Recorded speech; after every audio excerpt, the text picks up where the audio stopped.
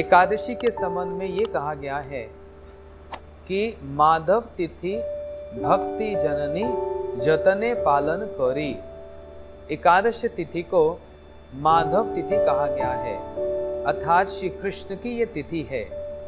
इसका मतलब इस तिथि पर स्वयं श्री कृष्ण इस तिथि में वास करते हैं। और ये तिथि को ये भी कहा गया, ये है भक्ति जननी, ये भक्ति को प्रसव करने वाली अर्थात भक्ति को जन्म देने वाली तिथि है। अर्थ क्या? इसका अर्थ ये कि आज के दिन और अन्य और भी एकादशी के दिन में वे सभी भक्ति को जन्म देने वाली है। वे माधव तिथि भक्ति जननी है। इसलिए इस तिथि का पालन कैसे किया जाए? तिथि के संबंध में तो एकादशी के संबंध में हम सब लोग जान गए। जो भी वैष्णव होते हैं वे सदैव ही एकादशी का पालन करते हैं। जो एकादशी का पालन करे वही वैष्णव, और जो वैष्णव है वही एकादशी का पालन करते हैं। बोलते हैं एकादशी के दिन निर्जला व्रत किया जाए। एकादशी से एक दिन पहले जो दशमी आती है, उस दशमी पर रात्रि के समय अन्न भोजन ना किया जाए, अर्थात दशमी के दिन दोपहर के समय तक ही अन्न पदार्थ अन्न भोजन किया जाए। और रात्रि वेला में कोई दूध पीकर फल खाकर ऐसे रह सकता है, तो उसी दिन से ही दशमी तिथि से ही आरंभ हो जाता है। और फिर एकादशी के दिन में सारा दिन निर्जला व्रत बिना जल पिए, और फिर उससे अगले दिन द्वादशी के दिन में समय पर उस व्रत को एक दाना अन्न खाकर भगवत प्रसाद पाकर उसका व्रत को खोला जाता है, पारण किया जाता है। परंतु अब इसमें बहुत सारी डिटेल्स हैं। डिटेल्स ये हैं कि एक बड़ा सुंदर श्लोक बहुत बड़े संत हुए जिनका नाम हुआ श्री सनातन गोस्वामी जी। इन्होंने एक बड़ा सुंदर श्लोक वर्णन किया जिसमें कहा, उपवास का अर्थ क्या? खाना पीना नहीं, बिल्कुल नहीं खाना, जल भी नहीं पीना, फल भी नहीं खाना, और मैंने सारा दिन उपवास किया। लेकिन ऐसी कमजोरी हो गई शरीर में कि ठीक रूप से मैं जाग भी नहीं पाया, सो भी नहीं पाया, और भगवान का श्री हरि का सिमरन, उनका नाम और स्मरण भी नहीं कर पाया। इसलिए इस श्लोक में आप ध्यान दीजिए मेरी बात को, बड़ी सुंदर बात कही है। उपाव्रतस्व पापेभ्यो, किस वस्तु से उपवास है? ये मुख्य बात पर आते हैं हम। किस वस्तु से उपवास है? बोलते पापों से उपवास है।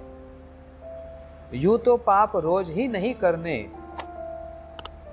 वे विकर्म है, परंतु विशेष करके एकादशी के दिन में एक दिन पहले ही ये व्रत ले लिया जाए, ये संकल्प ले लिया जाए कि एकादशी के दिन मैं पूरा प्रयास करूंगा कि मैं किसी प्रकार का पाप नहीं करूंगा। पाप 3 प्रकार से होता है। कैसे होता है? बोलते शरीर से, वाणी से और मन से। इन 3 प्रकार के पापों से बचने को उपवास कहा जाता है। अर्थात एकादशी के दिन में हम लोग उपवास करेंगे, ये 3 पाप नहीं करेंगे। शरीर से और वाणी से तो जैसे तैसे संयम करके कर सकते हैं, परंतु मन का क्या करें? गीता में भगवान श्री कृष्ण कहते हैं अर्जुन से, हे अर्जुन, अपने मन को संयम में लाओ। और अर्जुन कहते हैं, चंचला ही मन कृष्णा। हे कृष्ण, हे केशव, मेरा मन बड़ा ही चंचल है। मैं वायु के वेग को तो रोक सकता हूं, परंतु मन के वेग को मैं नहीं रोक पाऊंगा। तो फिर भगवान कृष्ण अर्जुन को एक परामर्श देते हैं।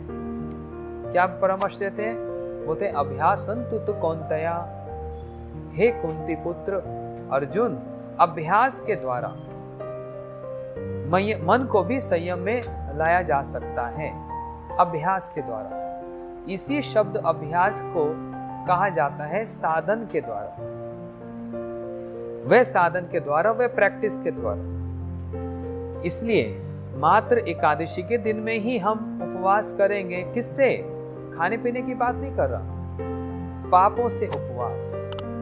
परंतु ये उपवास की जो प्रक्रिया है, ये जो साधन की जो प्रक्रिया है, ये हर रोज ही रहेगी, जिससे एकादशी के दिन में हम अंततः सुष्ठु रूप से उपवास कर पाए। इसलिए कृष्ण कह रहे हैं अभ्यास से अपने मन को संयम में लाया जा सकता है, परंतु चंचला ही मन कृष्ण। मन की गति क्या है? मन का अर्थ क्या है? बोलते मन का अर्थ है जो संकल्प करे और विकल्प करे, संकल्प भी करे और विकल्प भी करे। अर्थात आज ये अच्छा और थोड़ी देर बाद ये बुरा, फिर वे अच्छा फिर बुरा, जो सब समय अच्छे और बुरे में ही फंसा रहे, विकल्प करे, संकल्प करे, यह है मन की गति। लेकिन इसी मन में हम कहते हैं ना, भजन भी तो मन से होता है। मन नहीं होगा तो भजन कैसे होगा, स्मरण कैसे होगा? श्री अम्बरीश महाराज जी, जो सारी पृथ्वी के एकमात्र सम्राट राजा हुए, वे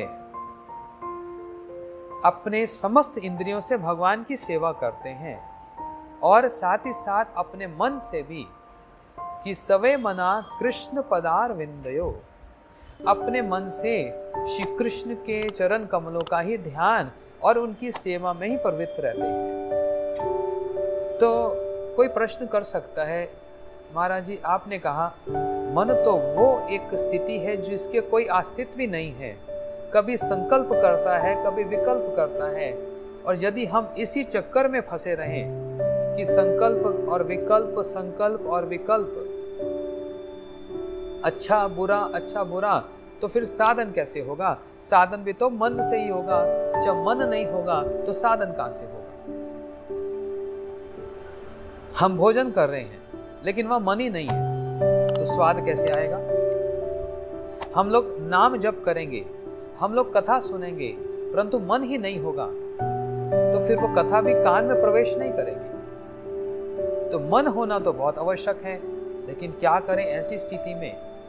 इसलिए एक शब्द आप लोगों ने सुना होगा जिसको कहते हैं चित्त। मन और चित्त। वह चित्त क्या है?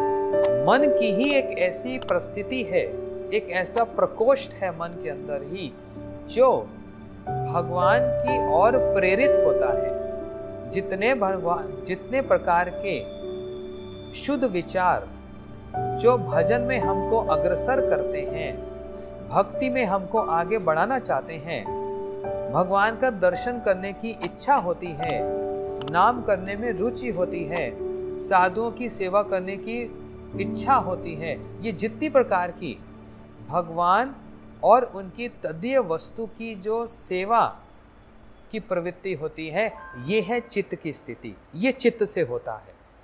और ये चित्त है क्या?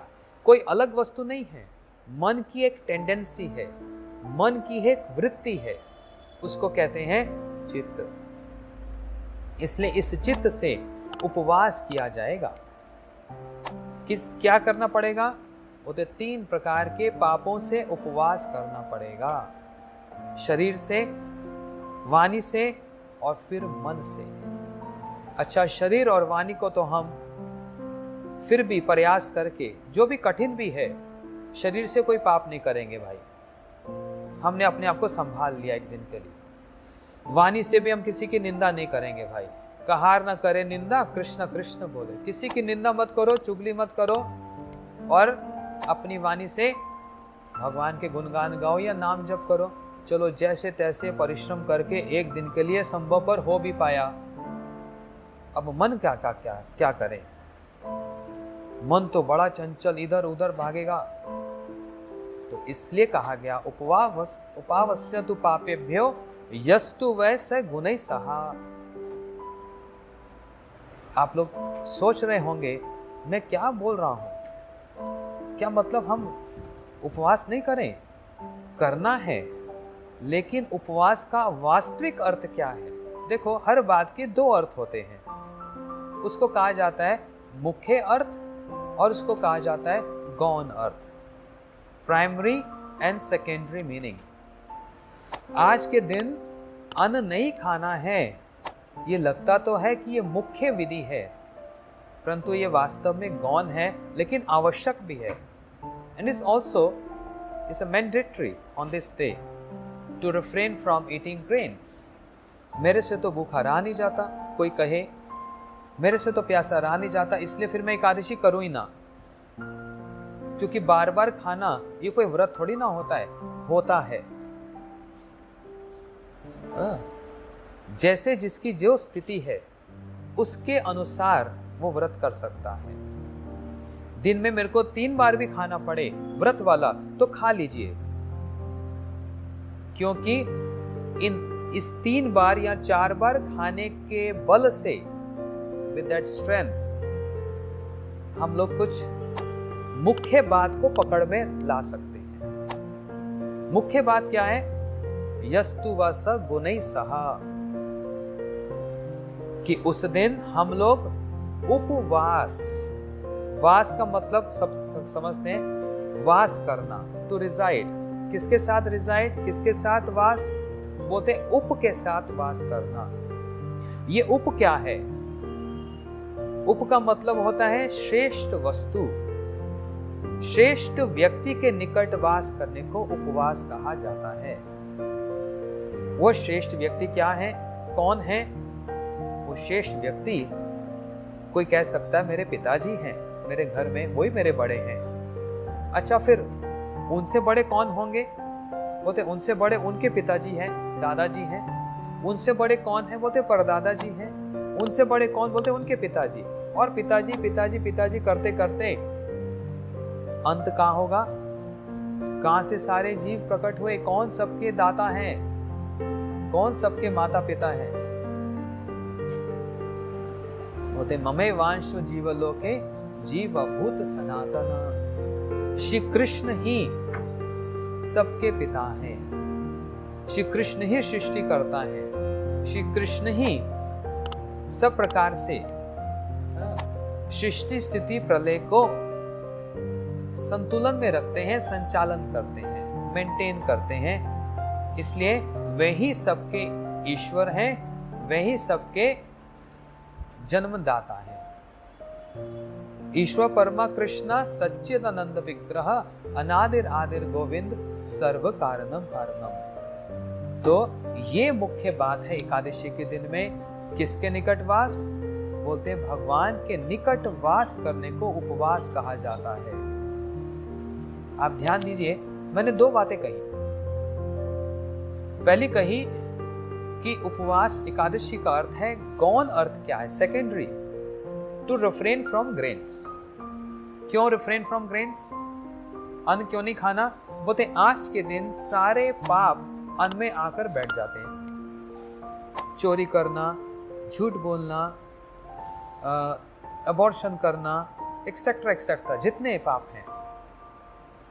और इस दिन अन्न खाने से वो सारे पाप का रिजल्ट, उनके कॉन्सिक्वेंस, वो हमको भोगना पड़ता है।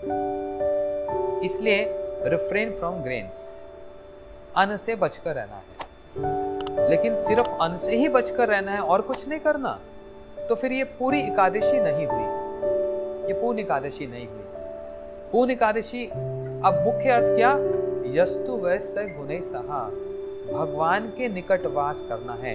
अब ये प्रश्न को और उठ गया, भगवान के निकट वास कैसे हो भाई? ये कोई घूमते फिरते हमारी चारों ओर कि उनके निकट हमारा वास हो जाए? क्या हमारे पास में बैठे हैं? ये तो यहीं पर ही बैठे हैं, इससे पास और क्या होगा? हृदय में बैठे हैं भगवान। लेकिन वो हमारे निकट वास किए हुए हैं, हम उनके निकट वास नहीं किए हुए। वो हमको देख पा रहे हैं क्योंकि वो साक्षी हैं, परमात्मा साक्षी है हमारे कर्मों का, लेकिन हम उनको नहीं देख पा रहे, ये समस्या है। हम उनको भी देख पाए जैसे वो हमको देख रहे हैं, हम भी उनको देख पाए, इसलिए उनके निकट वास करना पड़ेगा। और वो कैसे होगा? वो कैसे होगा उनके निकटवास? बोलते हैं भगवान के नाम के निकटवास को भगवान के निकटवास कहा जाता है। भगवान के रूप के निकटवास को वास कहा जाता है। भगवान के गुणों के निकटवास को भगवान के निकटवास कहा जाता है। और भगवान की लीलाएं जो श्री रामायण में सीता राम जी की लीला, या भागवत जी में श्री राधा कृष्ण और अन्य अन्य अवतारों की लीला का जो वर्णन है, उसको पढ़कर या सुनकर, हम उन लीलाओं को सुनकर भी भगवान के निकट वास करते हैं। वास्तव में यही वास है। भगवान के निकट वास का मतलब नाम, रूप, गुण और लीला और परिकर, इनके निकट वास को कहा जाता है उपवास। मेरे को तो इतना ही कहना है। मैं हाथ जोड़कर आप सबसे विनती करता हूँ, जो लोग भी सुन रहे हैं, कि एकादशी का पालन सारा जीवन करना है। शास्त्र का नियम है 8 वर्ष से 80 वर्ष तक सबके लिए एकादशी का व्रत कंपल्शन है, अनिवार्य है। और वो व्रत कैसे करना है, मैंने आपको आज छोटा सा एक हिंट दिया है। आशा करता हूँ आप मुझको निराश नहीं करेंगे और हर एकादशी का व्रत उपवास के साथ करेंगे। व्रत तो करेंगे, लेकिन भगवान का नाम का आश्रय लेकर उस नाम को जप करके भगवान के निकट वास भी करेंगे। इसको कहा गया उपवास। इतना कहकर मैं कथा को यहीं पर विराम देता हूँ। आप सबका विशेष धन्यवाद। आपने हमको कथा कहने का, सेवा का सहयोग दिया। मैं आप सबका आभारी हूँ। हरे कृष्ण।